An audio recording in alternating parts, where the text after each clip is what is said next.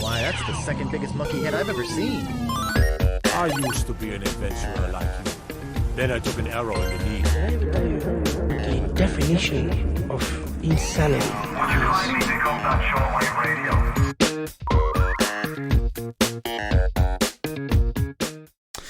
Hello and welcome to episode 61 of PvA Radio. I am one of your hosts, Luke Croft. Joining me, as always, freelance gaming journalist Cody Mellokline. Cody, how's it going, my friend? I am doing well. How about you? I am doing fantastic. Also joining us, America's running expert, ladies and gentlemen, Larry Hunt. I have run before. You ran every day for a year. It's true. And, without running related injury. Yep. And then, so I had a question for Larry about running earlier, about a foot pain I'm having. And he said, does something about your butthole proliferate or something? What was the question? Do you pronate when you run? Oh, that's it. Does your foot pronate? I have no idea. So apparently that means running on the outsides of your feet and turning them in as you land. So the more you know, I guess. Yeah. But this isn't a running podcast. This is PvA Radio. We get together each and every week. Each of us brings one of the biggest gaming news stories of the week to the table. Then we have an in-depth discussion about it. Consider it your collaborative audio feature, article, or your cafe, if you will. And Cody, what do we want people to do with that? Spam that in the emote. I mean, fuck. It's been a long day. Spam that in the emote. Spam it in the chat. And then also just yell it at the top of your lungs at the nearest mountain. Steve Brule for your health. One with nature. We do this every single Wednesday over here on twitch.tv/PVA Radio live at 9:30 p.m. Eastern time. And if you can't catch us live, you can find us on youtube.com/PVA Radio the next day, where we break it out topic by topic, or you can watch it in its entirety. But if you just want to listen to our voices, you can find us on podcast services everywhere, including Apple Podcasts, Google Podcasts, Spotify, and Luminary, where then you can hop over and listen to Conan O'Brien revolutionizing the medium, ladies and gentlemen. Thank God somebody came and rescued. I thought you were going to say Gary Busey revolutionizing. Dude, I was listening to a Gary Busey interview on Pardon My Take today. That dude is crazy. He has like all these Buseyisms where he like has made crap, what are they called? Like acronyms. He's made like acronyms, but he'll also like, so he's got a real deep voice. You know, he talks like this, and so it'll give you Buseyism, but then he'll go ee! Like that. It was wild, man. I definitely recommend going and listen to it. It was worth it. So, but anyway, guys, let's get into some housekeeping here at the top. Don't have a ton to get to, except to remind you guys that the PvA Nightly Rundown happens every other weeknight, where we're not doing this show over here on twitch.tv/PvA Radio at 9 p.m. Eastern. And that's the show where I run you through all of the gaming news that you may have missed throughout the day, so that you don't look like a fucking idiot at the water cooler the next day. So come on by for that. It's a lot more laid back, more focused on the chat. The other day we were talking about the top 3 celebrities we would want to have dinner with if given the choice, and I determined that I really don't care about famous people because I had a very hard time with that question. But come on by for that, and then we also upload that to our YouTube channel as well. But that's all the housekeeping we've got for today. Let's jump into the show, guys, and let's start the show like we start every show with what have you been playing. Larry, let's start with you. What have you been playing? So I've been playing a lot of Apex, still digging that new map. The vault's unlocked this week, so that's been a fun addition. I've died multiple times trying to get into that stinking vault, or getting into the vault only to get third-partied by somebody who was waiting for someone to come unlock the vault. Great strategy. I love it. I hate it. Hey, we got in no problem last night. We did. After you guys got off, though, I kept playing, and every time I went to a vault, I got destroyed. And the other thing is my wife and I finally finished one playthrough of The Man of Medan. No, The Man of Medan. The Mon of Medan. The Sheen of the Bean. So, you know, I can give my thoughts on a complete run through now, and I won't spoil anything, but I had a blast with it. It's a great horror experience if you love horror movies, even if you're not a gamer. Like this is a fun thing to check out and to do. And I would love to like just sit down with a big group of people and have 5 people do the playthrough on movie night mode. I think it would be a blast. But my wife and I had fun with it. The story went in a really it went in a direction I didn't expect it to go. Like, and there are probably people who would piece it together. It's not like entirely out of nowhere, but just because of Until Dawn, I did not expect the direction that it went. Toward the end of the game, so in the games, if you're familiar with them, you get premonitions. Well, before I move on to that, let me finish with this first. The criticisms that I have are the game has lots of places where it stutters. There were times where the screen froze for a really long time with the music still playing, and it made me worry that I was missing something that was happening. It just has a lot of load-in issues, and it really yanks you out of the moment when that happens, and it makes you worried that you're going to miss a button press. But to that point, as I said last time we talked about this game, my wife is terrible at QuickTime reactions and misses almost every single one. So my wife literally missed probably 95% of the button presses in the game. I miss maybe 5 of the button presses in the game. All of her characters lived. All of mine died. And so it makes me feel like the decisions mean everything and the button presses mean nothing. And, I'm going to play around with that. I'm going to try to do some experimenting and figure out if that's the case. But if it is the case, I'd rather them not even have the button presses in the game. I don't know what difference it makes, except your people stumble while they're trying to run away. There are times where I thought the button press would kill a person, and it didn't. It just made them a little more injured. And so for me, as someone who has witnessed almost every button press go wrong, it just makes me feel like it's just a useless exercise in the game. Or maybe it's a commentary about how sometimes the right decision still leads to the wrong result. Yeah, maybe. It's the case in the law. I've always kind of felt like the QuickTime events in these kind of games sort of deflate the tension of the experience as soon as you realize that that doesn't really matter.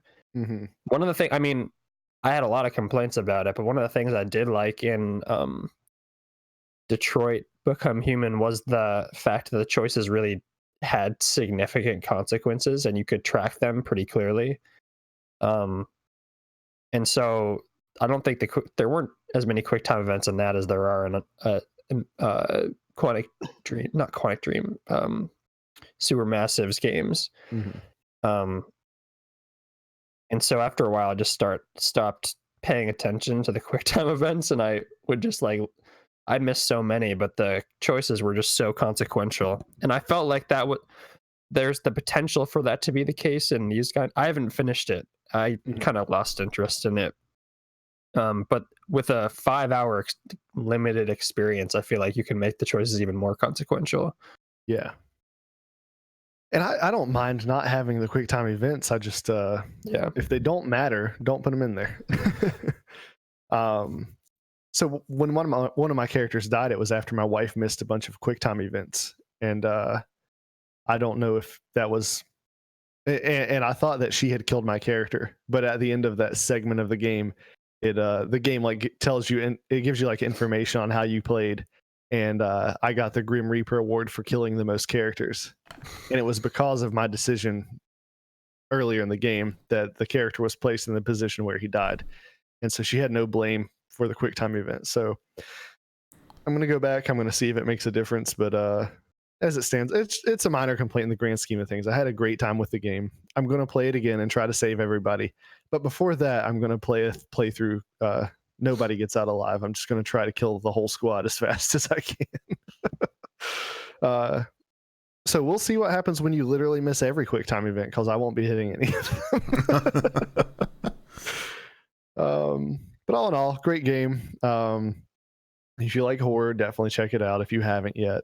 But toward the end of the game, you get to view a premonition and you're like, who are these people? I haven't seen any of these characters. And it's actually a premonition for the next game. And when you beat the game, you get the trailer for the next game in the anthology. And I'm really excited about that. The next game is called Little Hope. It's a small town, and it looks like it's going to be a suburban family dealing with the repercussions of some witchcraft in the town's history. And that story arc is pretty interesting. It's much more interesting to me than the ghost ship. Yeah. I'm not big on boats in general, but when you told me about the witchcraft thing, I'm a little more interested in that. I'm still going to play the Man of Medan at some point. Yeah. That's the beauty of the anthology format. Don't like one, others you might like. Yep. And that next one comes out in 2020. There's no indication of when in 2020, but I think they're planning on 2 a year, right? Yeah, that's what they said. After this year, obviously. Yeah, so possibly early first half 2020. That'd be cool. Yeah. All right, Cody, what have you been playing? I've been playing Apex. I played a little bit with you guys last night. We did not do great. No. But the night before I had more luck, and I played a game earlier today where I did relatively well. I'm really liking the new map. I did get the battle pass actually, because this is a season that I felt like I should, based on the character that has been released. And just I want to support them when I feel like they've done something well, and they did this time. So I've been playing Apex, still really enjoying it, loving the new map. I've been playing a little bit more Borderlands 3, but kind of tailing off on that. And then I played quite a bit of Gears 5 today when I got back from work, and I'm really, really interested by that game. I'm actually enjoying it way more than I thought I would. The story just really picked up, and it has a lot of kind of tantalizing questions about the identity and kind of background of the main character, Kate, that you play as. And I'm not someone who is overly familiar with the Gears lore, so I was still very interested by this kind of arc that she's going through. And I was playing it, and I was really enjoying it until I encountered a slight bug. I got to a boss called the Matriarch, and I died to some bullshit. And then it picked up at the checkpoint, restarted the boss, and it starts with a cutscene. In the cutscene, the Matriarch lifts up a robot and tears it apart. Upon entering the game again, the robot was lifted up by absolutely nothing and torn apart by an invisible foe. The boss did not appear, and I could not see the boss. Not only in the cutscene, but when the battle started, which essentially makes it impossible. And so I just decided now's a good time to stop playing this, and I went to Apex. So I'm hoping this is not a persistent bug, and it was just one. If I boot the game back up again, it'll be fine. It's a really polished game, so I'm assuming that is the case, but it's kind of frustrating to see something that significant happen in Act 2. Can we all agree that there's nothing worse than when you have to restart a fight that it plays through a cutscene? Like, just start me after the cutscene. I don't want to watch this thing 17 times. It's not even a long cutscene. I guess it's just kind of cutscene's probably the wrong word. It's just kind of an interstitial. But yeah, it's frustrating. I remember, brief tangent, my friend and I were playing through the first Kingdom Hearts, and there was a particularly rough battle in the latter half of that game, and we must have tried this thing an obscene amount of times, like upwards of 60, 70 times. And there is a very, very long 3-minute to 5-minute long cutscene that plays before this boss battle. And by the time we were in our 60th playthrough, we were so fucking pissed, not only at the game, but at this enemy, that we were just flipping off the screen. Yeah. So I agree. I like skippable cutscenes, because especially in games with boss battles, it makes no sense to gate that stuff off. Yeah, just put the checkpoint after the cutscene's over. It's that simple. Or make it like with games like Sekiro or with Bloodborne, where the checkpoint system is a lot less forgiving. Like, they always let you skip shit. Yeah. Just let me do it. Yep. Cool. Well, I've been playing Apex as well, and really enjoying it. Actually, I think the new map is a great addition. I'm not gonna rehash a lot of our conversation from last week. If you want to hear my thoughts, we talked about it on episode 60.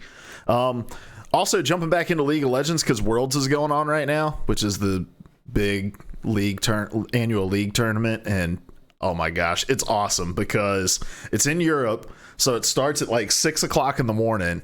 So I just kind of have it on at all times in the morning while I'm working, and it's been great.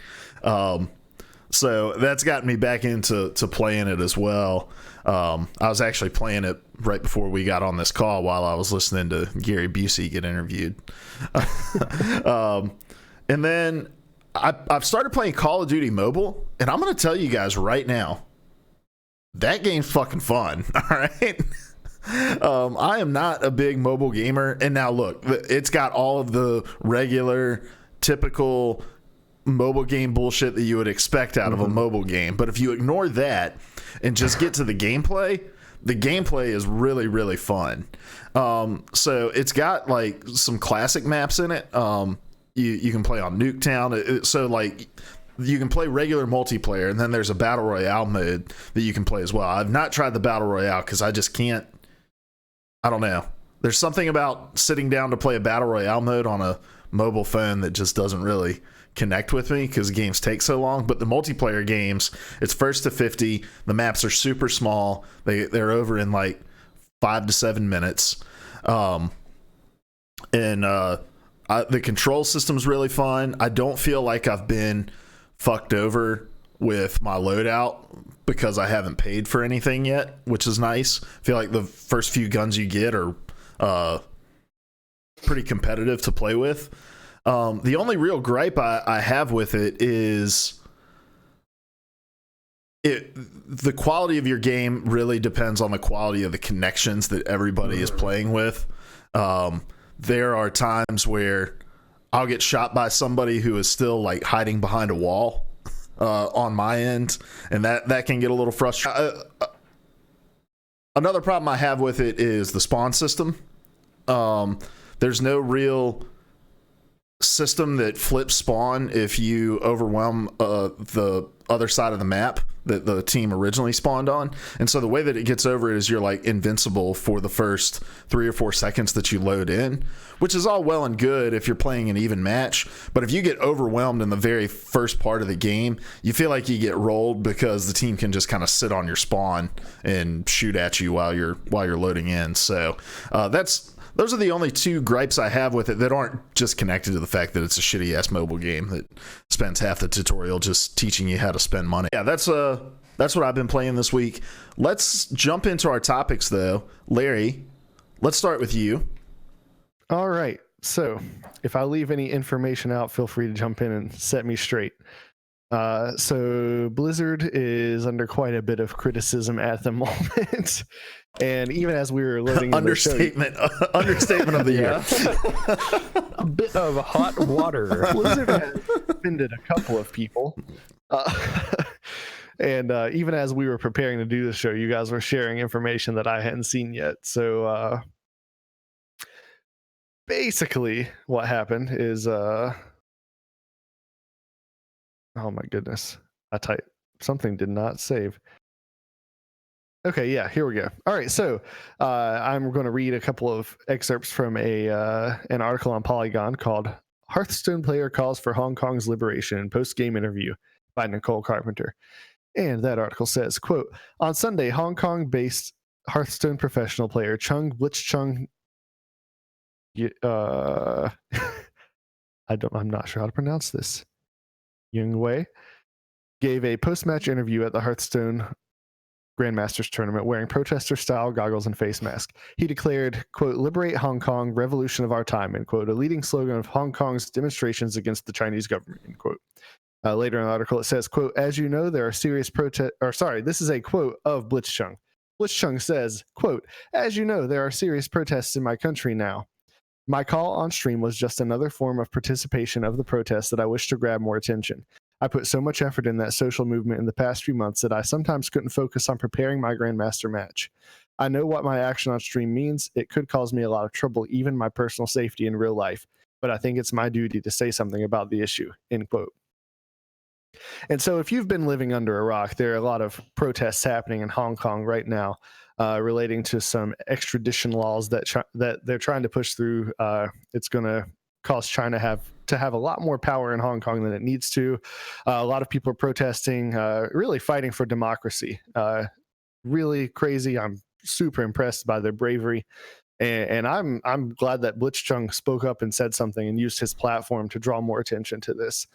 But someone who was not pleased that Blitzchung did this was Blizzard. And so they freaking nuked this guy. They suspended him for a year and took some of his earnings from his wins away. People were pretty upset by this. And so there are people pushing for a boycott of Blizzard. So here we are. BlizzCon is only a month away, I think. BlizzCon is right on the horizon, and Blizzard fans are pretty upset by this, and it's obvious why Blizzard did this. They've got a big market in China. They've got a lot to lose.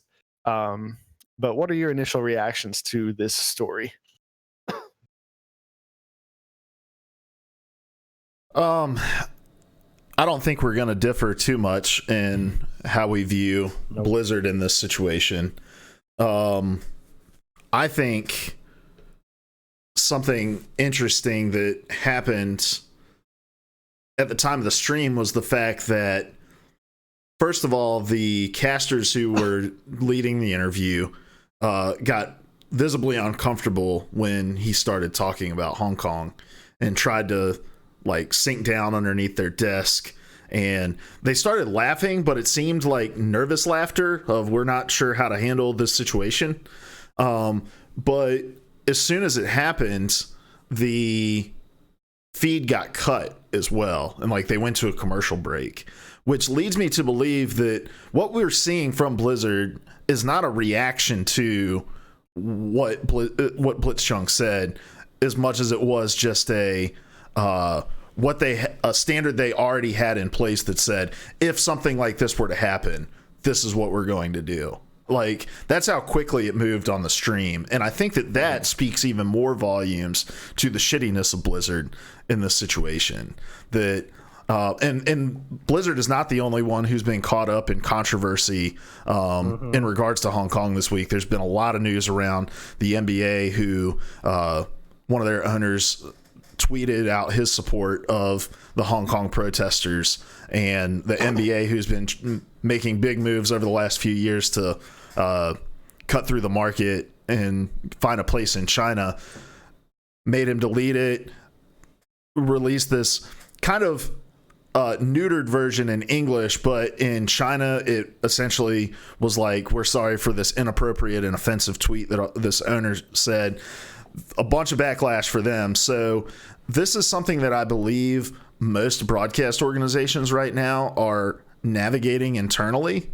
Riot also, with Worlds going on right now, Hong Kong Attitude is one of the teams that's participating in it. They pre-taped the post-game interview with a player from Hong Kong Attitude before. It wasn't really it was on a delay. It was like a 3-minute delay for the English stream, and we're just seeing this shitty reaction from Blizzard and from other corporations, where China's a huge market with a shitload of money, and they don't want to cross them because it's going to impact their wallet. And so that was obviously my first reaction, was how shitty of Blizzard to care first and foremost about the bottom line before the atrocities that are happening here in the noble fight that the people of Hong Kong are participating in. It's also just kind of another example of something that people have been consistently pointing out about Blizzard. Primarily that there's a seeming hypocrisy to the values that they profess, yet the actions that they take around their games. And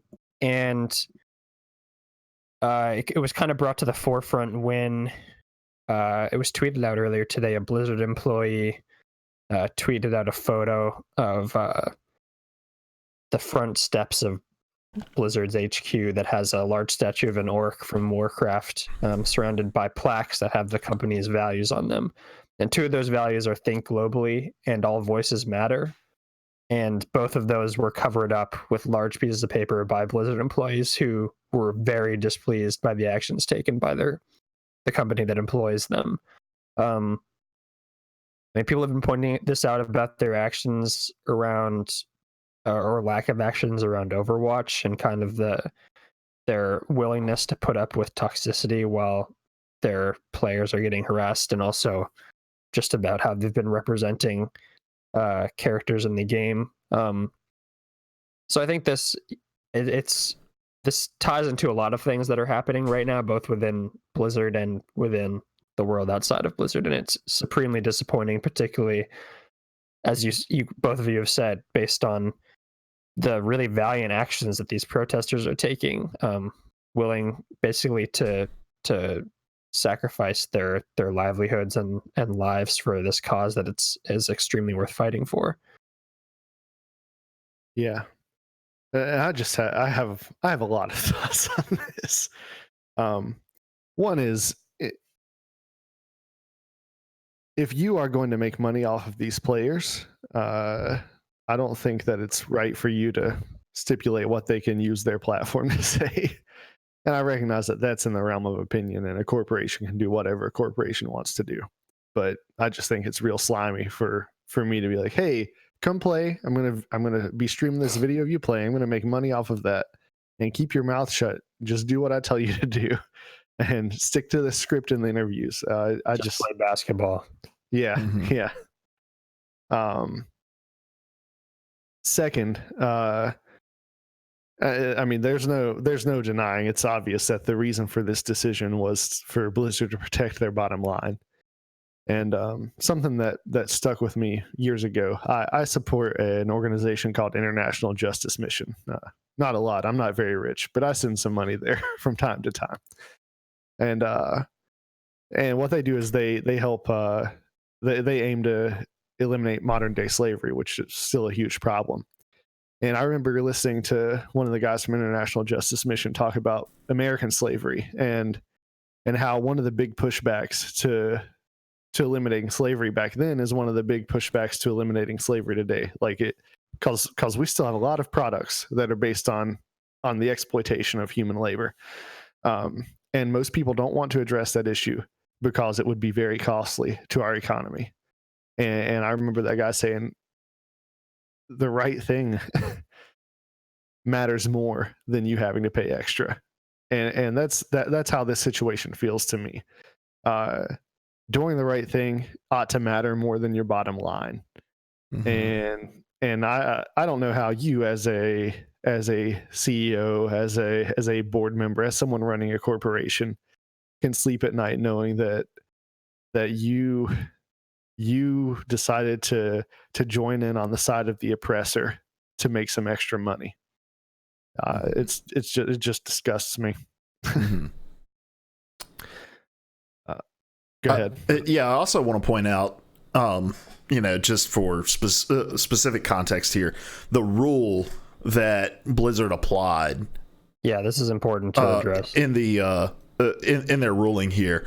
So this is from the official Hearthstone Grandmasters rules. I'm taking this from an article on Kotaku. Let me make sure. This is Luke Plunkett reporting on this. So the rule is, quote, engaging in any act that in Blizzard's sole discretion brings you into public disrepute, offends a portion or group of the public, or otherwise damages Blizzard's image, will result in removal from Grandmasters and reduction of the player's prize total to $0 US dollars. In addition to other remedies which may be provided for under the handbook and Blizzard's website terms, end quote.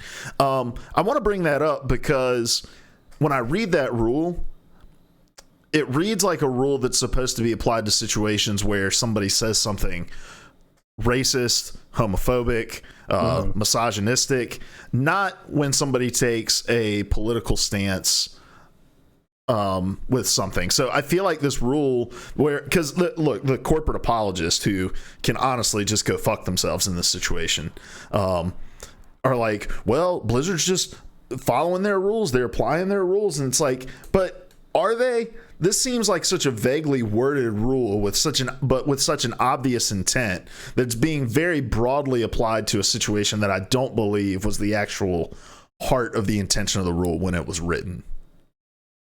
It also calls attention to the fact that Blizzard leapt on the chance to suspend this player while it took them so long to deal with what was his name on the Uprising, Dreamcasper. Well, the Dreamcasper thing went pretty. It was a little slower, but that went pretty quickly. But I think about guys like XQC, other individuals who have been in those kinds of situations. Yeah, it runs totally counter to everything we've seen from Blizzard before. That it took almost zero consideration for them to do this. Yeah, and I want to bring a little bit of personal context into this. I'm in another Discord with a bunch of my friends from back home in Boston, all of whom, most of whom play World of Warcraft or Hearthstone. We had a very spirited conversation this morning. And this kind of goes to your point, Larry. We had a very spirited conversation this morning about at what point you're willing to stop investing in a piece of culture, a piece of pop culture based on the actions of the parent company. Capitalism almost automatically runs on the disconnect between your attachment to something based on the fact that you want it or think that you need it and what is actually right.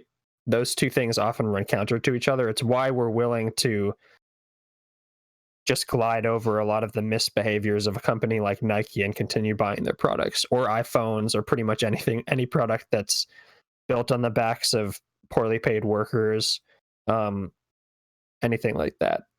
And all of my friends were having a very earnest conversation this morning about the fact that they are seriously considering pulling their subscriptions from WoW. Do you know how much it takes to pull someone away from WoW? A game seemingly designed, and most of my friends have been playing this game since it started, for upwards of 10, 15 years. The shockwave this has sent through Blizzard's community has been actually a lot more seismic than I thought it would be, considering we have seen in the past so many corporate apologists come forward, and I'm sure there are tons of them still out there. We saw them coming out of the woodworks for this, but it's been kind of impressive, may not be the right word, but certainly startling to see the amount of people who this is the line in the sand they've drawn. And it's a line worth drawing, but it sort of begins to call into question, like, once you make that decision, which company do you continue to give money to?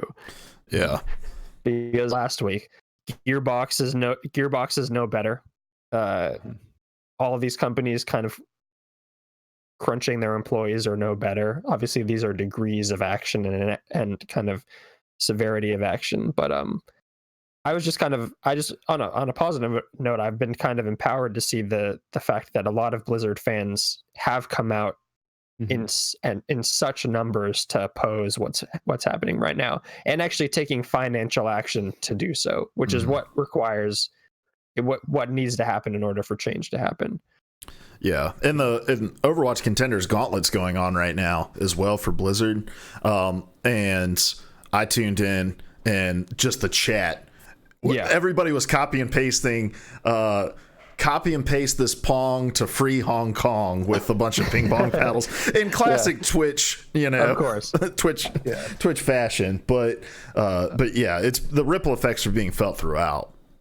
Yeah, and the employees are obviously not happy with it as well. It's one of those crappy situations where I hate that this could put some squeeze on the employees, but I gotta, I'm considering my own attachments to these games right now and whether I want to go on supporting Blizzard if they don't correct course really soon. But I love rebellion and very creative ways of sticking it to the man.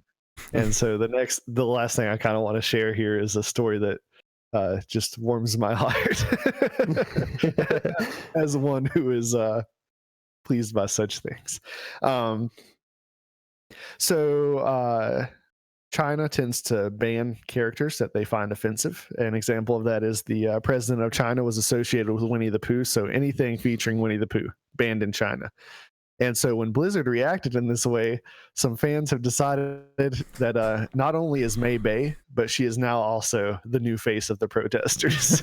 And so May has been getting just put into all kinds of artwork, stylized as a protester, as a symbol of the protests. And the aim of that, the goal behind that is to get Overwatch banned in China, which would be pretty creative. Blizzard. I'm going to be honest. I hadn't opened this. I'm showing them on stream. If you're watching the video, these are hilarious. Some of the photoshops are great. Yeah, these are awesome. And also great because she is a Chinese character, so she's kind of that's one of the characters they become most attached to. Mm-hmm. Yeah.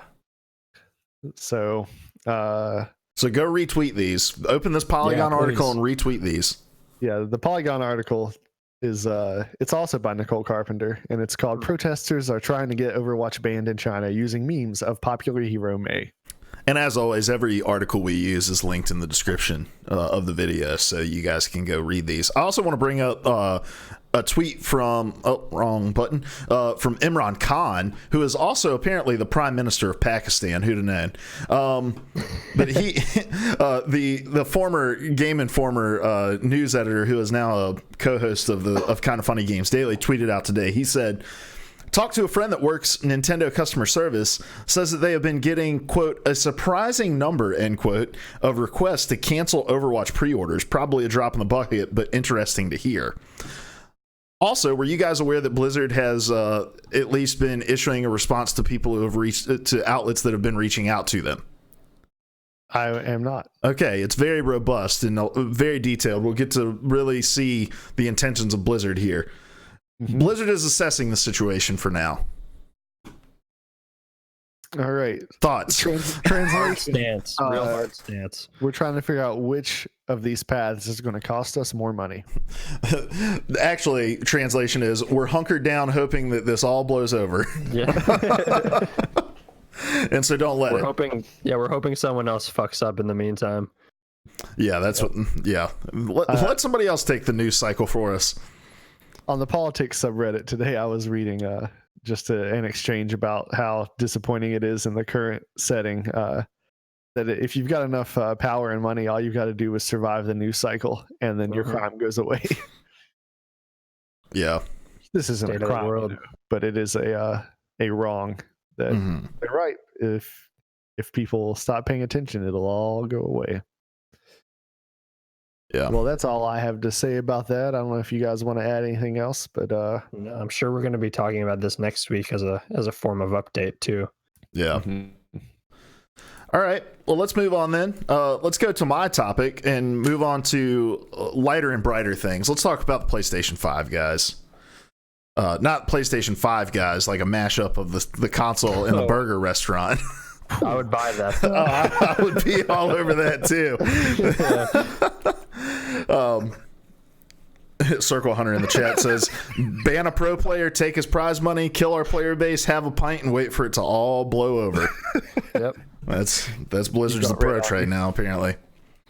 All right, so yesterday there was a Wired article, as has become stock and standard for the way that Sony communicates with its fan base. I want to ask about it here in a minute, but this is Peter Rubin. He got to sit down with Mark Cerny and talk through some of the features coming to the now officially announced PlayStation 5 that will be coming in, surprise, surprise, holiday 2020. Nobody was talking about that or guessing that.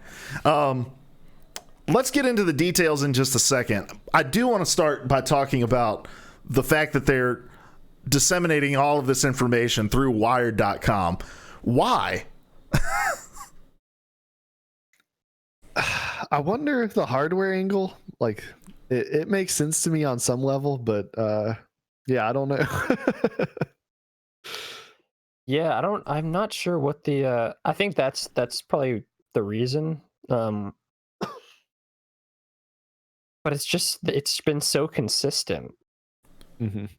And I mean, people at Wired must be so happy that they're getting these interviews.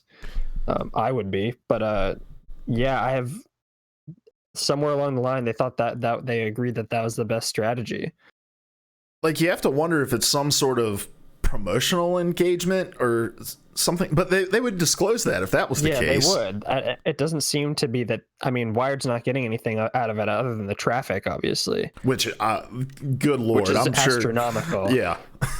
Not that Peter Rubin probably gets paid per click. No, I doubt it. But if he did, he'd be swimming in it. Yeah, it's really strange because it's so canned too. Like, Mark Cerny clearly has guardrails around what he's able to talk about, and it just doesn't, like, why don't they just release a PlayStation blog, drive all the traffic to your website where you can get them to explore other things? Like, hey, read this article about Concrete Genie or something like that. Like, you're not getting that by publishing this stuff on Wired. It's just a really, really strange move. But anyway, I know that's not why people are listening to this topic. They want to get into the nitty-gritty details of it. First of all, what isn't included in this, we don't see any actual hardware mock-ups or anything like that, despite the fact that the PlayStation blog that announced the Wired article really made it seem like we are going to get our first look at the PlayStation 5's controller, which I was very disappointed by. But to start at the top, in the first announcement, they talked about how there was going to be ray tracing capabilities and all other kind of technical mumbo jumbo that we really don't give a shit about. Yes. Real quick, you missed the actual first announcement, which was my favorite. What was that? The name of it is the PlayStation 5. Oh, yeah. Yeah. I died laughing because the guy says, I feel like a huge weight has been lifted off my shoulders. And I was like, yeah, man, that was a heavy secret to carry. And that was Jim Ryan that said that, right? That he felt like it had been lifted off. Yeah. See, Jim Ryan is still ready to answer. The console, he tells me, will be called PlayStation 5. Quote, it's nice to be able to say it. Like a giant burden's been lifted from my shoulders, end quote. Like, poke around the internet and see. I would dare anybody to find one instance where somebody calls it something other than the PlayStation 5 before its official announcement. I was kept up at night. Now, if they'd have come out and called it the PlayStation 8, that would have been understandable. Pulled a real Windows move or iPhone move. Like, we're true next gen. We're 3 gens into the future. That's right. 4 gens. Because we've got ray tracing that is apparently going to be a hardware-based solution. It was originally speculated that it may have just been a software solution, but Mark Cerny assures us that it is a beefy boy in terms of performance. It's going to have a 4K optical Blu-ray player in it, so catching up to the Xbox One S there. Great job. Sony including technology that you own and a console that you make. Fantastic. Classic. Well, Sony owns a portion of it. It's owned by a bunch of different hardware makers, but then he gets into some cool stuff here, and let's tackle this kind of piece by piece, I guess. He first starts with solid state memory. Obviously, it's going to be faster. It's going to save space on games. And the way that they explain how it saves space was really interesting to me. And I'm sure I knew this in a previous life in taking computer science classes in high school or whatever. But when you have a disk-based software, each individual element of the game exists on a specific portion of that disk. And what's explained in the article is that in order to get things to load faster, you have a lot of duplicate items. So like if a lamppost has to be rendered over and over and over again, but in different areas of a map, there's going to be a lot of different places where that same exact file exists on the disk. And that's why we've been getting, 88 gigabyte original downloads for games. Solid state memory does away with all that, so it's going to make file sizes smaller. But what's even cooler is they're going to get real creative with the way that we're going to be able to load, manage, and save our games onto our hard drives. So right now, if you pop a game in a PlayStation 4 and the developers enabled this, you can say, I want to play the multiplayer first, and it'll load the multiplayer and then give you the single player. I think Xbox does that as well. I don't know if they do it all together, but the first time I ever saw this was in the Master Chief Collection. And for all the things that it did horribly at the beginning, that was something that it did really cool. Yeah. But they're taking it a step further with the newly named PlayStation 5, where you will be able to say, I just want to download the single player or the multiplayer, and you won't be required to download whichever portion of the game you're not interested in playing. Or if it's a game like Halo, where you're like, I want to play through the story once, but then I'm going to play the multiplayer for months to come. Once you're done with the single player, you can delete it off your hard drive, free up that space. So a lot of really unique things being done with the memory there. What are you guys' thoughts on that? It only makes sense, and I hope that this becomes standard on all platforms. As someone whose original Xbox One is now whittled down to only holding for maybe 5 games. Yeah, I think the more options you give people to play games the way they want to play them, the better. I would have done this for years. I have no intention of playing the multiplayer. And granted, I have the memory on the Xbox in addition to a terabyte external hard drive, so I'm not wanting for space really. But any amount of space you can save, the better. And it makes it so you don't have to download as much. It's faster download. So I love this.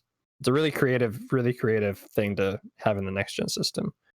Yeah, and I think that's the coolest thing about this whole article is we're always reminded of the creativity of these developers when these consoles are announced and released, and then we just kind of take it for granted as the generation moves on.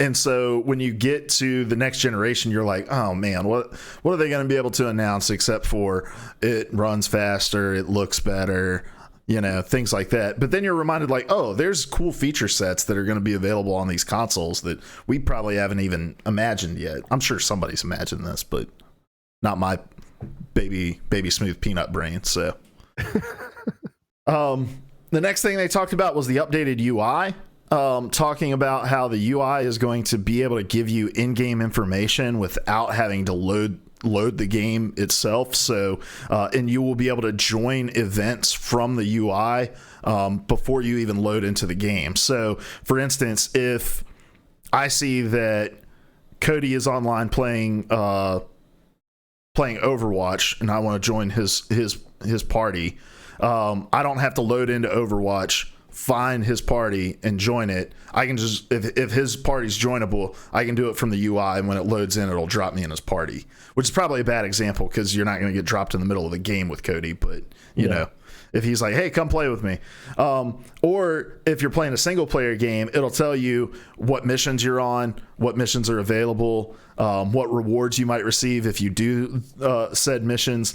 So that seems really cool to me as well. I'm a big UI refresh guy. I love when UI gets tweaked with.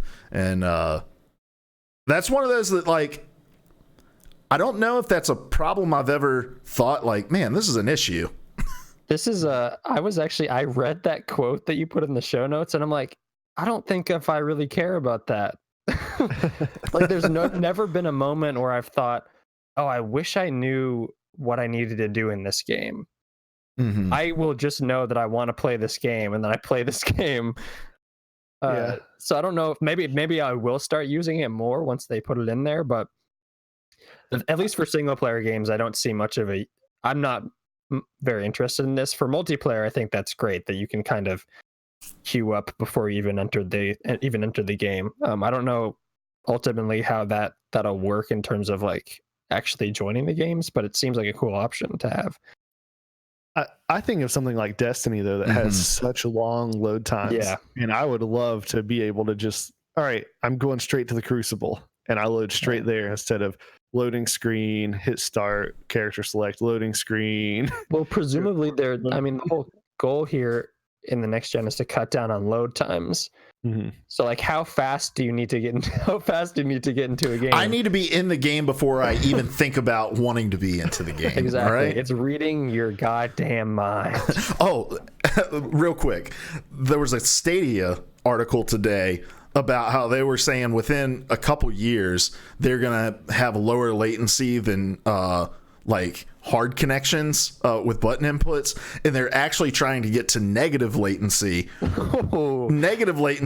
where it predicts what button you're gonna press before you press it. I'm like nah, let's just get down to zero latency, dog. I don't care about negative. All right, once you start predicting what I'm trying to do, you're gonna fuck me up. Yeah, exactly. Or I'm gonna try to fuck with the machine 10 times. Exactly.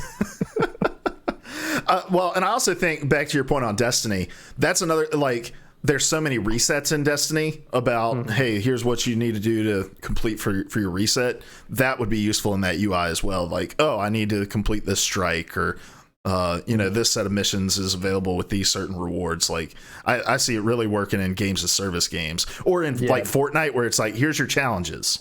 I was gonna say Battle Pass stuff it'd be super great for. Yeah, it's just gonna drive home more and more. Yeah, Battle Pass microtransaction stuff. Let's go, baby. PS microtransaction. Purchase another Battle Pass level from the UI for $5.99. Oh yeah, I forgot to mention that all of these features are available for $18 a piece. So on the PlayStation 5, you get the base model, then you can add all of these for $20 a piece. In case you don't know, that was a joke. Yeah, very much a joke. Very much a joke. Let's talk about the controller now. They talked about two features for the controller. The first was haptic feedback, which is going to replace the traditional rumble. So it's going to give a much greater like range of sensations that can happen in your hand.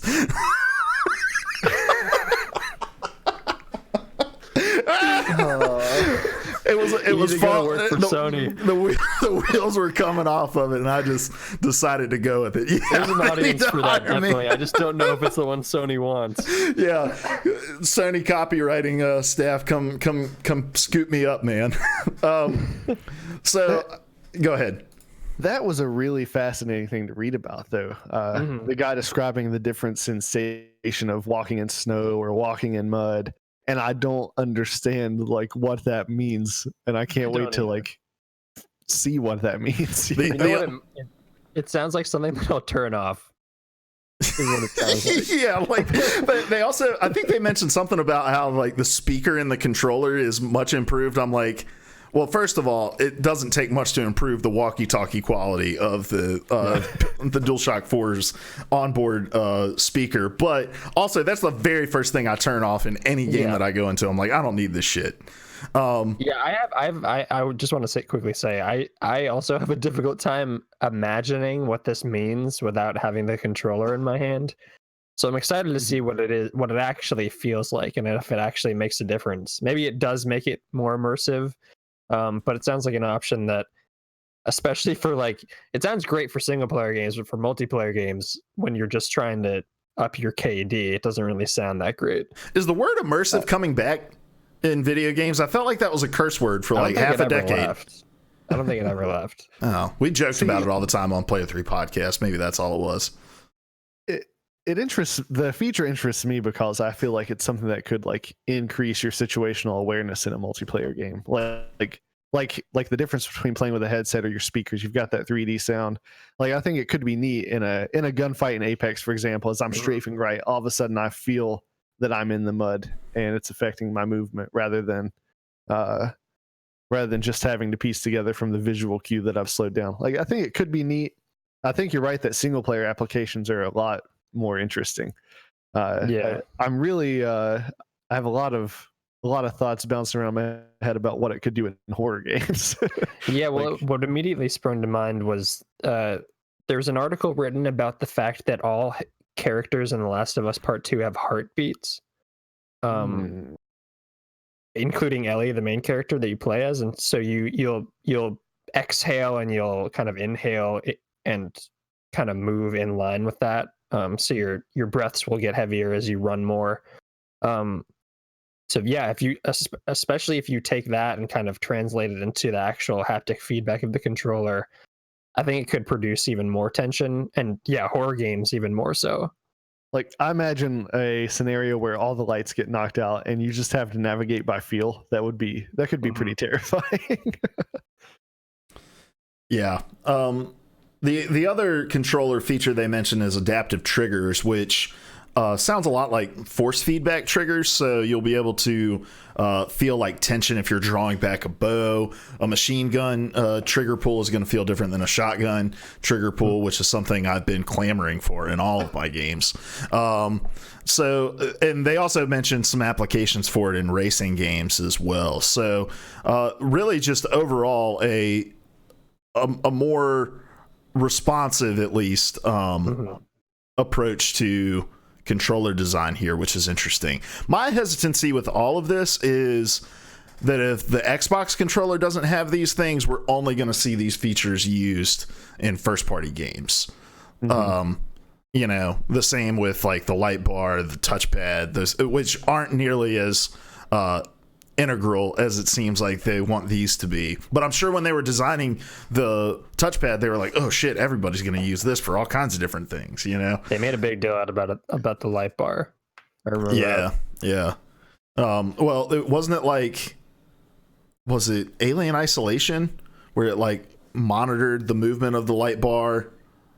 Yeah, and they did that in Until Dawn as well. Yeah. Go ahead. And I actually preferred that feature to how they handle the heartbeat in the Man of Medan.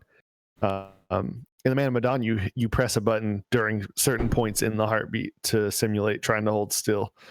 But trying to hold that controller still was a lot more interesting. I killed characters with that. Which is Larry's goal in those games. So yeah, absolutely. But yeah, I just fear that they're not going to get used all that often. But a couple other interesting notes here was that the adaptive trigger feature was actually something that they had ready to go. They could have included with the PS4 Pro and done that, but they decided to hold off on that technology. I just thought that was an interesting tidbit. But also, there's apparently been some patents that were filed for a controller, and I'll say this at the top: patents are filed all the time. That doesn't mean anything. But in the prototype, the writer Ruben noticed a small hole in the controller, and he asked Mark Cerny, "Hey, is that a microphone right there?" And Cerny was like, we'll talk about that some other time. And so the speculation has been that Sony's going to have a voice-driven AI that you'll be able to talk directly into. And we've been saying that for years, Larry, that they just needed to build the mic into the Xbox controller so that you could use Cortana or whatever voice commands directly from it. Yep. So we'll that was the best thing about Kinect, and you don't need an expensive extra component to have it. Yeah, Larry's very specific use case of eating chicken wings while needing to pause the television. Look, it may be specific, but it's also frequent.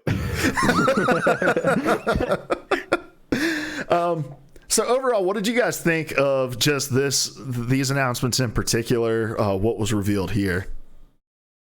It's really cool. It's exciting. Like you said, you're like, oh, what can they do next? And then they start doing stuff, and it's interesting. And it just makes me more excited for what else we're going to see down the road, because this is obviously not the fullness of what we can expect. They're like, this is it, guys. Everything else is the exact same. But the UI, the being able to look into the game through the UI, that's exciting to me. And I know I'm in the minority here, but the haptic stuff is really interesting to me. I think it could have a lot of really cool applications, but you're right. If Xbox doesn't do something similar, then we're not really going to see it used. Yeah, and I want to be clear. I think it's interesting too. I loved haptic feedback with the iPhone. It's built into that. The just like touch sensation. So I like that. It's just whether or not it's going to get leveraged. Mm-hmm. Yeah, I'm at the very least interested and intrigued by some of the creativity that they're really putting into this thing. I think the stuff with the memory, the solid state memory, is very interesting to me. And it's a creative solution to something a lot of people have been having this generation. Mm-hmm. And obviously, like you've said, this is not everything we'll see. it makes me more intrigued to see what else they have. And it makes me more intrigued to see what Xbox has, to be honest. Xbox has been so good with features this generation, and just kind of accessibility and player options, that I'm really intrigued to see when they do eventually reveal something, what they reveal. And I'm sure that won't be too far away. I feel like the gaming industry has always kind of done announcements backwards, where with games, they show so much of a game over such a long period of time that it starts to lose its impact as we talk about it. Whereas with consoles, it's always like, here's this giant ass event. We're going to give you a long list of literally everything we've updated on this thing, and you have to ingest it all at the same time. When in reality, I think it should be done the opposite way of like, show us a game a couple times, get us excited about it, and get it out the door. Where with consoles, like, give us a moment to be able to appreciate these things that would otherwise get lost in the shuffle when you're in your 30-minute presentation on a stage showing us everything about a console. And that's what I find so interesting about this approach. The wired stuff is weird to me. I don't know if Sony at the end of this is just going to announce that they've acquired wired.com and that's where you can go to stream all of your PlayStation games. Like, I don't know what the end game is here.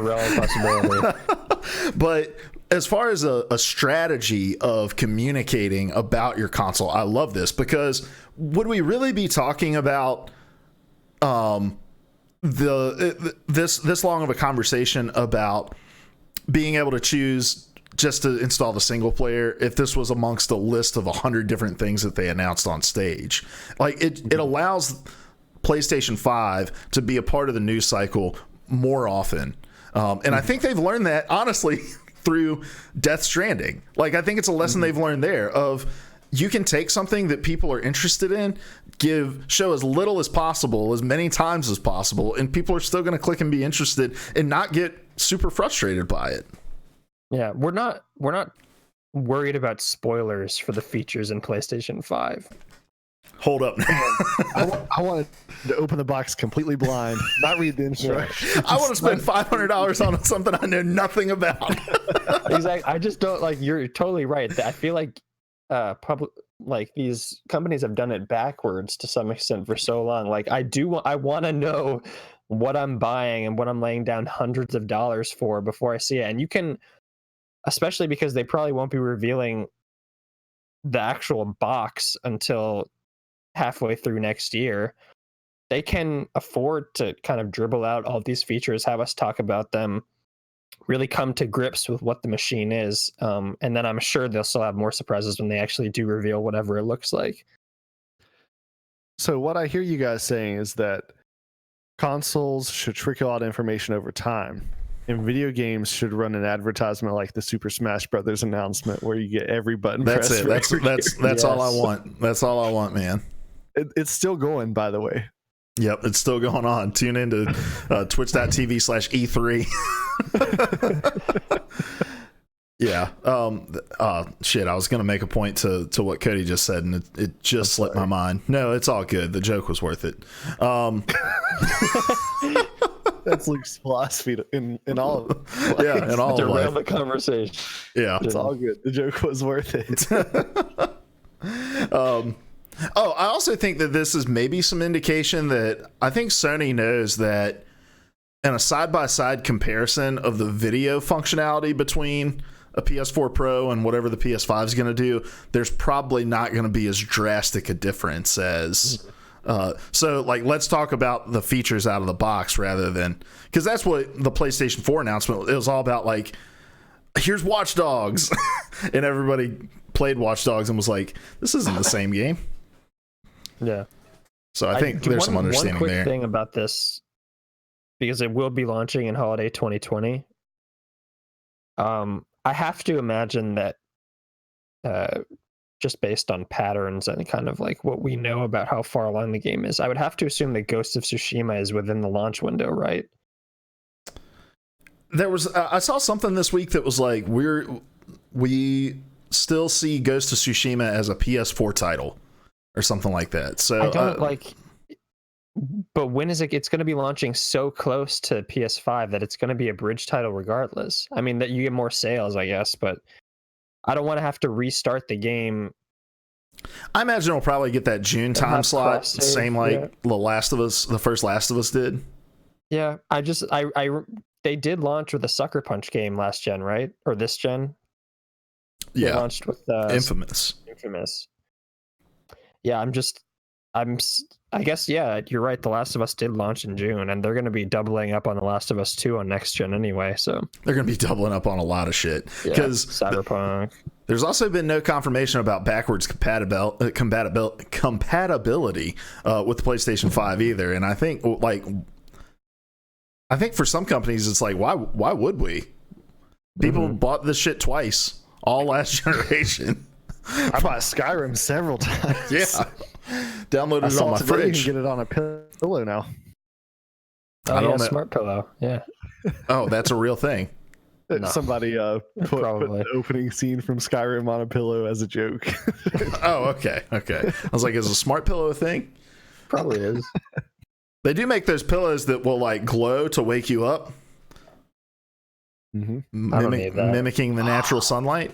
That would be great. Just waking up on a pillow and you've got that opening line from Skyrim, which I'm blanking on right now. Oh, good. You're awake or something like that, right? Yeah. All right. This is off the rails. Any final thoughts on the PlayStation 5? Bring it on, baby. Give it. I'll say this. I'm encouraged by the creativity. The last console generation launch, I butchered all those words. The last launching of the generational consoles. There you go. PlayStation just leans so heavily into we don't care about features. We're the hardcore gamer console. And for me as a consumer, that was like a detriment. I like seeing all this interesting stuff, and it looks like they're being more innovative this time around. So I'm happy to see this. I think it would be cool to do a little retrospective of like what were the out of the box features that the PlayStation 4 really kind of drove home, and how did they pan out over the course of the generation. It played games. Not a real gamer. Yeah, you can watch us trade these games. Cheesily hand them to one another. All right, let's move on. Codsworth. All right. What is your topic? Final topic of the night. We're going to be talking a little bit about Fortnite and how it's essentially crack cocaine. I'm trying to do a Fortnite dance here. It really freaked my dog out. So this is a story covered by a bunch of outlets, but I'm going to be reading from USA Today's article written by our Edward favorite C. gaming Bake. outlet. Our favorite gaming outlet. But this is part of the story, right? This is a story that reaches far beyond just gaming outlets. Mm-hmm. And the headline is, I do love the headline. Epic Games sued for not warning parents Fortnite is allegedly as addictive as cocaine. Which sounds like a clickhole headline, but it's not. It does. It sounds like I'm going to click into it, and there's going to be like 17 slides I've got with a sentence on each one. But this is written by Edward C. Bake from USA Today. And essentially what has happened is that a Montreal-based law firm is representing two Quebec parents who are proposing a class action suit in Canada against Epic. They're alleging that, and I'll read from it here. They're alleging that, quote, Fortnite publisher Epic Games needs to pay the price for a third-person shooter they allege is as addictive and potentially harmful as cocaine. The two parents are parents of 10 and 15-year-old respectively. Quote, the player's brain releases the pleasure hormone dopamine, and that Fortnite was developed by psychologists, statisticians, and others over 4 years to develop the most addictive game possible. Also, Epic could reap lucrative profits. Just wait till Epic adopts those haptic feedback featers, baby. Getting that satisfying feeling in the hand. Yeah. It feels like I'm really dabbing. I'm really doing it. So this is a story that, oddly enough, is actually not that unfamiliar. We've heard this before with more than just Fortnite. I was talking to my. I'll get into the conversation points in a little bit, but I do want to just dovetail this with a personal story. This is a story my girlfriend heard about. And this is the kind of story that a lot of people outside of gaming hear about because it confirms preconceived notions of what games and gamers are to a large extent. But this was also a story that I heard 15 years ago with World of Warcraft. This is a story I've heard with countless other games before it. And I think that's worth pointing out based on where this conversation is going to be going. This is a topic that we've talked about before. We talked about the World Health Organization's designation of gaming disorder. Luke, you sent me a great article. I do just want to quickly pull it up. A great article over at IGN written by Joseph Knoop. That the National Health Service, the United Kingdom's National Health Service, is opening its own clinic for gaming addiction. So conversations and actual real world policies around this idea are being implemented. And this is kind of just the latest example of something like this. First of all, taking this lawsuit in its specificity, do you think that this will actually go anywhere or actually do anything whatsoever? Man, I hope not. I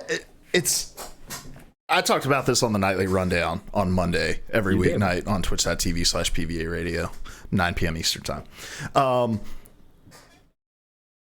In putting some pieces together, yes, my first thought is with Larry, like, boy, I hope not. But between the allegations that are made here and the legitimization of gaming addiction from the World Health Organization and what I'm sure is maybe some provable conversations with correspondents from Epic if it goes to a discovery stage, and talking about the mechanics and what they're hoping to accomplish with the mechanics that are in the game. I think those are like the three pieces that you need to prove in order to say, like, hey, this is we have a legitimate case that Fortnite had a responsibility to let us know that this was something that's possible. Now, I'm just a small town pizza lawyer, so I don't know all the ins and outs of the law. All right, all I know is that senators can't be impeached. That's all I know about the law. It's a good base foundation. But from there, it does seem like a perfect storm of things coming together that could potentially lead to something. Now, should it? That's another conversation. That's a different question. And that is a question that I want to address because I too have my questions about whether this particular lawsuit will actually do anything. It's still in its early stages, so it's kind of hard to tell. And again, we are three men who are very much not lawyers. Much like Rudy Giuliani, I'm just a country lawyer. Yes. But the question about where responsibility and accountability lies is a question I am interested in. And I think that this situation in particular and the broader circumstances around it sort of start to address. Larry, you've talked extensively about kind of your own experience with trying to monitor your children's behavior online and eventually with games. At least as far as I can say, and you guys can butt in at any point, please. This is an interesting situation because I do think that Epic has designed not the gameplay itself, but the apparatus around the game. So the monetization model, the kind of feedback loop of a dopamine rush and what you get out of the game. They have designed it, and not just them. Many developers have designed their games around getting you to play over and over again for extended periods of time. And we're only now seeing actual action being taken by policymakers to try to regulate that. I mean, we've seen it here with loot boxes and kind of informing people, becoming more transparent about the odds of what you can find in loot boxes and the systems in place around those. So I think there's a point to be made here about how transparent these companies are about how they've designed the game. I think it doesn't really take much more than common sense to understand why they would design a game that way. But the conversation about should this lawsuit be something that ushers in a whole wave of change about how we think about games and gaming addiction is something that I'm a little bit more hesitant about, because as you've made the point, Larry, there's an aspect of this that falls to the feet of the parents as well. There's a large aspect of this. Large aspect. In my estimation, at least 99%. Yeah. And I'll butt in there. Just there is something to be said, and I've said things in this vein about the manipulation of the feedback loop in the brain and seeking that dopamine hit. But the reality is that dopamine hit is also like, it's just an explanation of anything that makes you feel good. Yeah, exactly. And so like, if a game's gonna be fun, it's because it, like, on some level it's satisfying, it's making you feel good in some way. Now there are definitely like ways that companies ramp that up, and they can be predatory in it, and we should be on guard against that. But the reality is, like, even before companies were really weaponizing that feedback loop, like, the point of a game is for it to be fun and enjoyable. And I grappled with playing entirely too many video games, and I mean, it was probably addiction level. It affected my grades in college there for a bit, and that's, on this side of things, it's embarrassing and stupid, and I hate that I did it, but that was well before a lot of these things. So like, in my mind, a lot of the responsibility comes back to the individual, and that can be tough, but you got to make decisions. But in a case where it's a child, like, still under the care of an adult, like, it's almost entirely on the adult. And if you can put the time and energy into hiring a freaking lawyer and going after the gaming company, it would have been cheaper and a lot less time consuming for you to be a freaking parent and take the console away.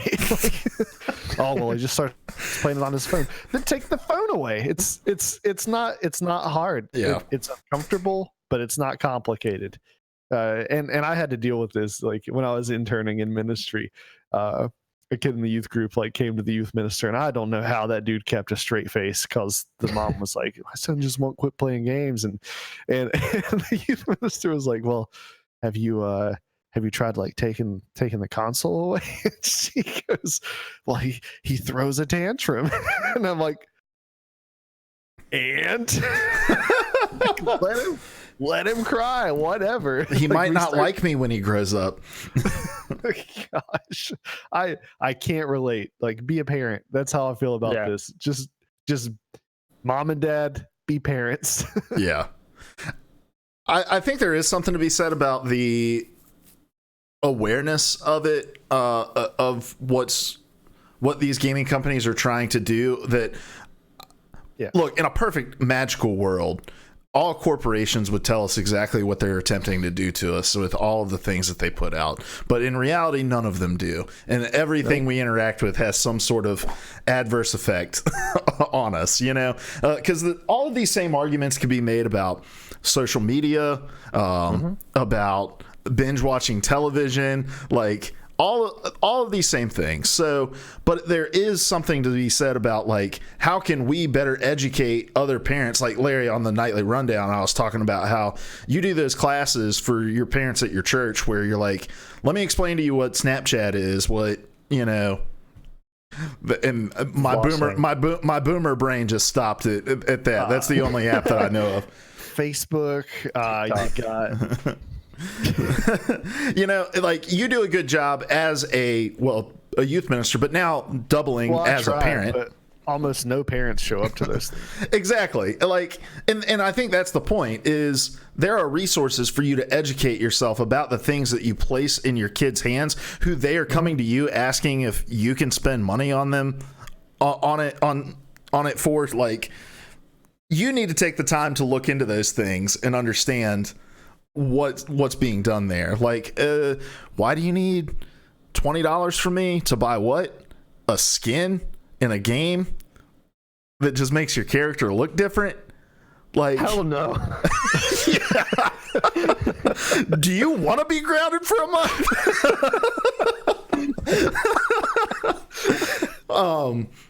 So yeah, like, I'm with you. It's a and your point about the lawyer thing is just fantastic. Fan-fucking-tastic. Like, if you've got the time, energy, resources, and means to hire a lawyer, just parent your damn kid and you're not going to get here. Like, oh, man.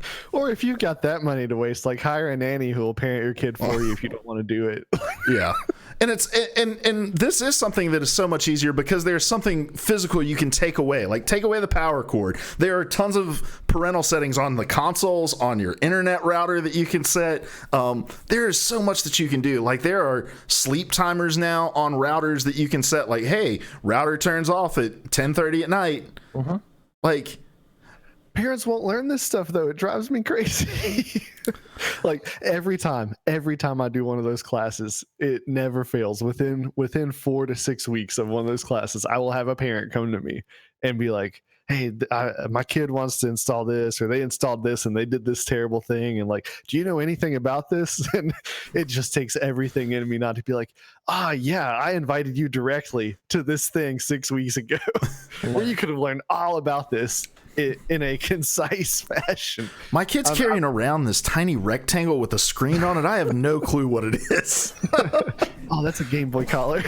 And I'm sure that every parent, I'm sure that everybody grows up and says, I don't want to be that person who's just blissfully unaware of these things.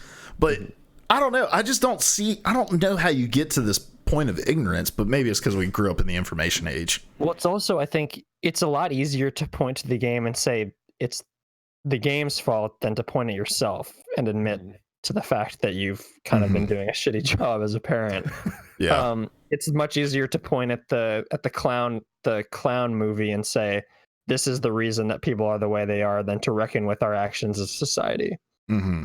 This is what I mean, and it's much easier to point at a game because this is, especially with a certain generation of parents, there's a preconception around what games are, something that takes over all your kids' time. Meanwhile, the parent is binge watching 12 episodes of Stranger Things and spending 12 hours in front of the TV. So there's hypocrisy on every level of it. Yeah. But I think it goes from a conversation around be a better parent to something a lot broader when you start thinking about the fact that, as you said, Luke, there is a designation now that takes effect, granted in 2022, but there's a designation by the World Health Organization around a gaming disorder. There are clinics popping up around gaming addiction.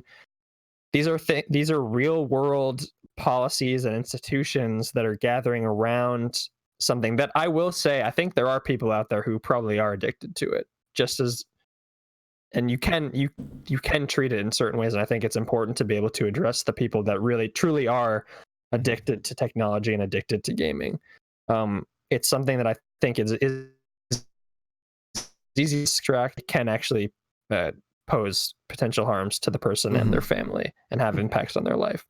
But just like anything, as soon as you put a name to it and call attention to it, there is a threat of overdiagnosing. Yes. And how that can impact a lot of kids just trying to have a good time. Like, I spent an obscene amount of time playing games as a kid. My parents didn't think I was addicted, granted, because there probably wasn't a word for it back then. But if there is a designation by an organization like the World Health Organization, parents can start to think about it differently. And especially if these are the only stories they see in the news. These are the only stories my girlfriend sees in the news around games. it can start to potentially have actual impacts outside of the gaming industry.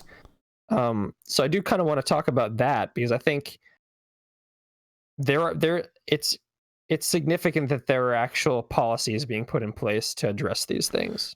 Yeah, and I mean, we've seen something similar happen with attention deficit disorder as well. Yes, like, you know, my exactly. wife's in education, and there's been years where she's like, I've got 22 kids in my class and 20 of them are on ADD medicine. Like, Yeah. and it's just because we take a symptom and call it a disorder, and while that disorder is very real for some individuals, it is definitely overdiagnosed, overmedicated, because it's a much easier answer than you don't have a structured home that and discipline your kid, like, and so it will be a cop out of, and it's going to get even worse as, like, I just watched Super and Sinatra, two of the guys that play for the Shock. They went on Jimmy Kimmel.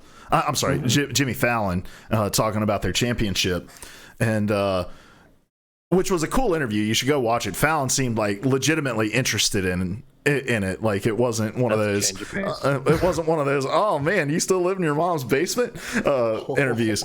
But you know, he was like, "How long do you say you play a day?" And Sinatra was like, you know, we practice for about 8 hours, and then I'll play individually for another 3 or 4, so probably like 12 hours a day. And the more we get, the more attention gets put on pro gamers, and the more they talk about the grinding that they do, the more we're going to see kids say, oh man, if I want to be a pro Fortnite player or a pro Overwatch player, I'm going to have to play 12 hours a day, and you know, fuck you, mom, I'm not going to school. I'm 10 years old and I do what I want, you know, like, and so as that grows and those aspirations grow, we're going to see more and more kids that get addicted, when in reality it's just, well, just tell your kid, no, you are going to go to school and we're going to let you play an hour a night. And that's what you get. I would never say to my brother, you're addicted to basketball, despite the fact that he spends, during the summers especially, like at least 8 to 12 hours on the court or in the gym doing something related to basketball. And this was before he had a scholarship with a college team. There's just a different, there is a cultural association around games in particular, and there's a psychological aspect to it too, but there's a cultural association around games that has this stranglehold on parents. Well, because basketball is deemed good for you, because you don't see the same thing happening with reading either. Like, oh, this person's addicted to reading, when you may have a kid who's locked in their room all the time with a book under their blanket, you know? Yeah, I was that kid.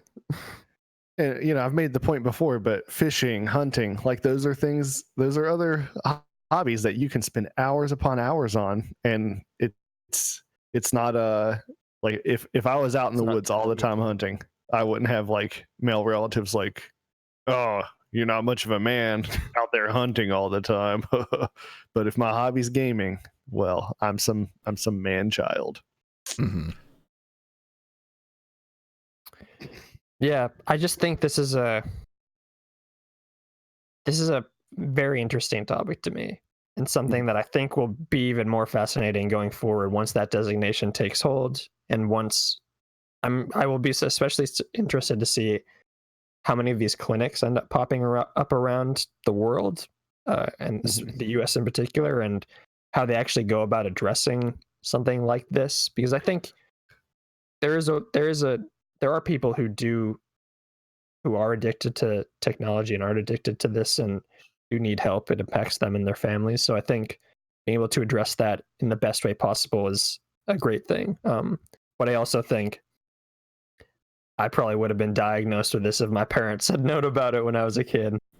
Well, and I think that the thing that was interesting about the National Health, what's the NHS?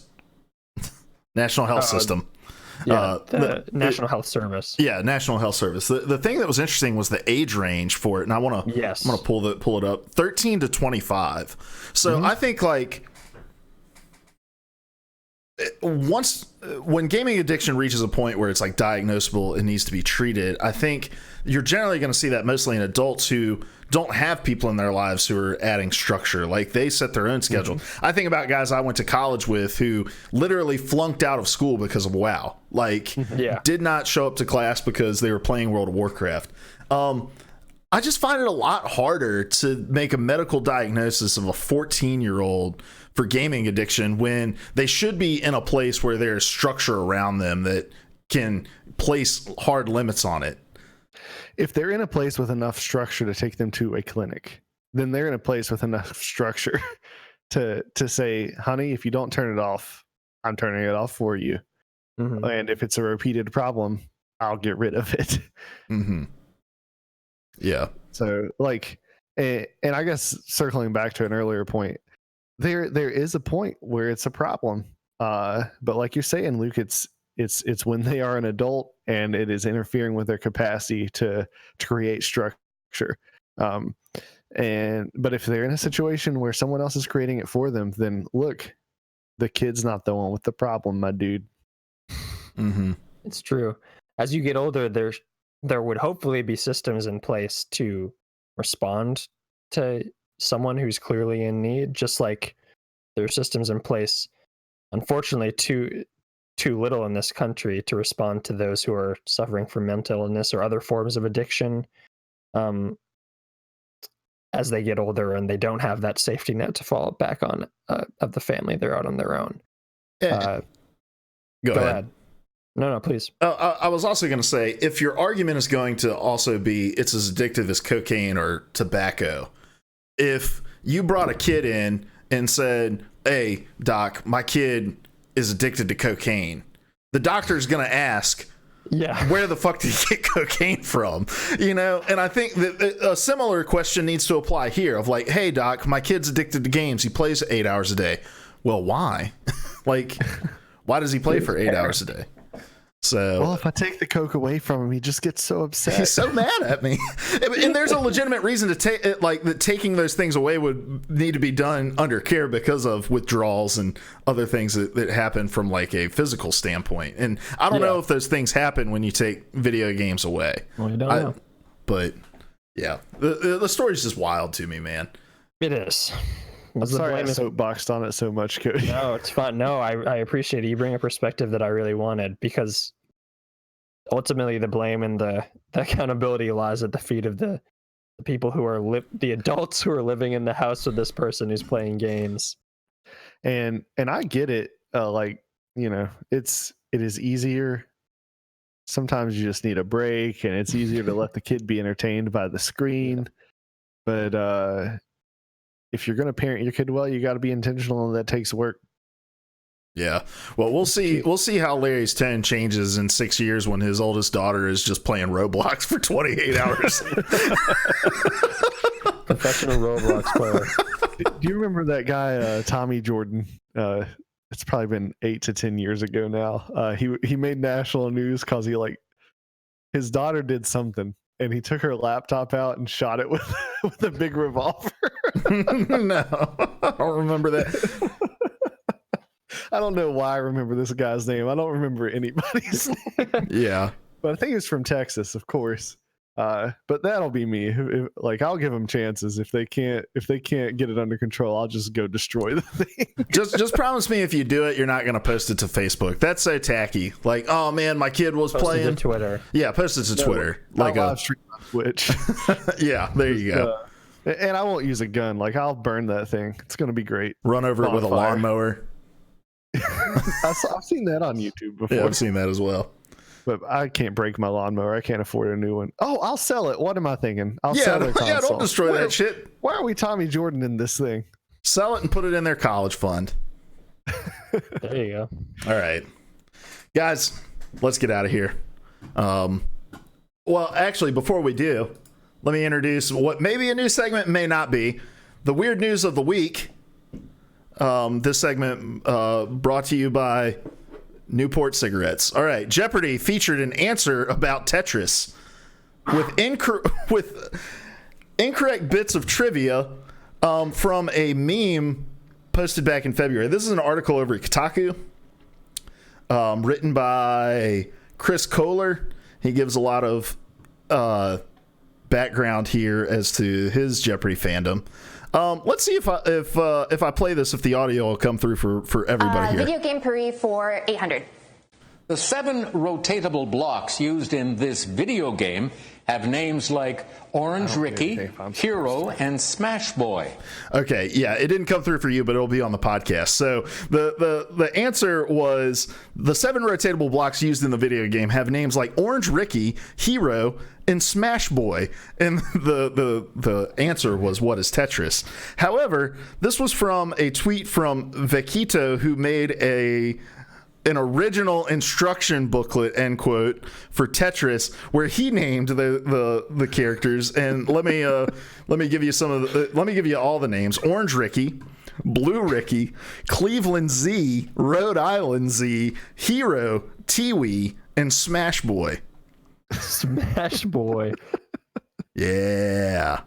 So, somebody didn't do their fact checking over there. No. Now, from what I understand, Jeopardy historically, when they get something wrong, they do post a correction for it in the next episode or in a future episode when they become aware of it.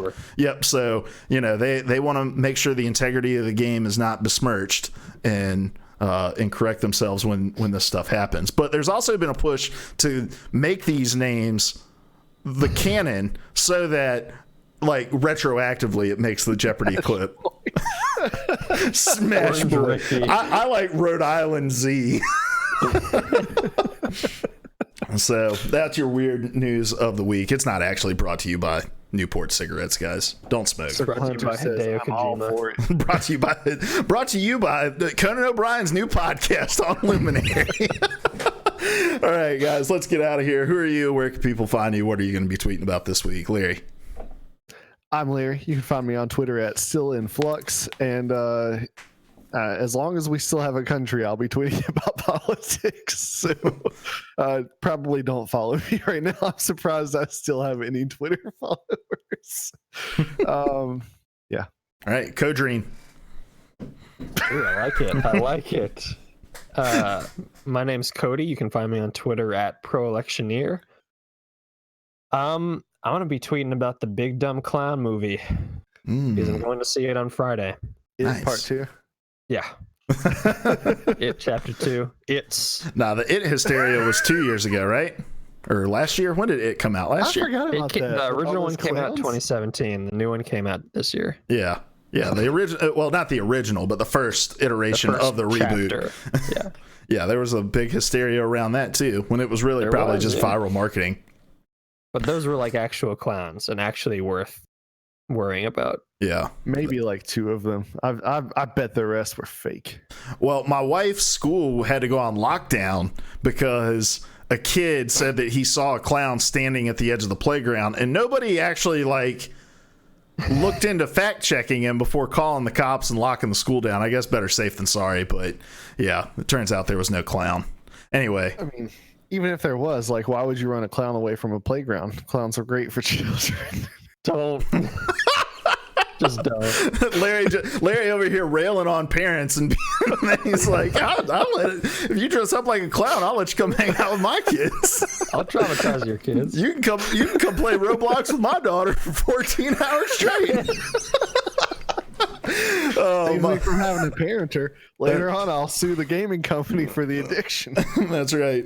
My name is Luke Croft. You can find me on Twitter at LukePVA. And this week, I guess I'll just be making up a bunch of video game facts, hoping that one of them gets picked up by Jeopardy. So I've got a ton in the backlog from where we played Two Truths and a Gaming Lie, and they were convincing enough where Larry was only able to accrue 1 point throughout the entire game. So all right, this has been PvA Radio. We do this every single weeknight over here on Twitch. No, we don't. Not every single weeknight. We do this every Wednesday over on twitch.tv/PvA Radio at 9:30 p.m. Eastern Time. Each of us brings one of the biggest gaming news stories of the week to the table. We have an in-depth discussion about it. Consider it your collaborative audio feature article, or your CAFA, if you will. And Larry, what do we want people to do with that? You're going to buy a pumpkin. You're going to empty that pumpkin of its seeds. You're gonna preheat your oven to 425. Toss those things, some salt, a little bit of oil. Pop them in the oven for probably 12 to 15 minutes. You're gonna carve kaffa into the pumpkin. You're gonna light it, put the jack-o'-lantern on the porch for the trick-or-treaters, introduce them to the show, and you're also gonna spam that emote in the chat. That's right, baby. If you can't catch these shenanigans live, you can find us the very next day on youtube.com/PvA Radio, where we break it out topic by topic, or you can watch the video in its entirety, or you can find us on podcast services everywhere, including Apple Podcasts, Google Podcasts, Spotify, and Luminary. Something about Conan O'Brien, a joke about Conan O'Brien goes here. Probably do 400, not 425. It's a bit much. Yeah. All right. We're getting out of here. Until next week, guys. We love you. Goodbye. Why, that's the second biggest monkey head I've ever seen. I used to be an adventurer like you. Then I took an arrow in the knee. The definition of insanity. Would you kindly pick up that shortwave radio?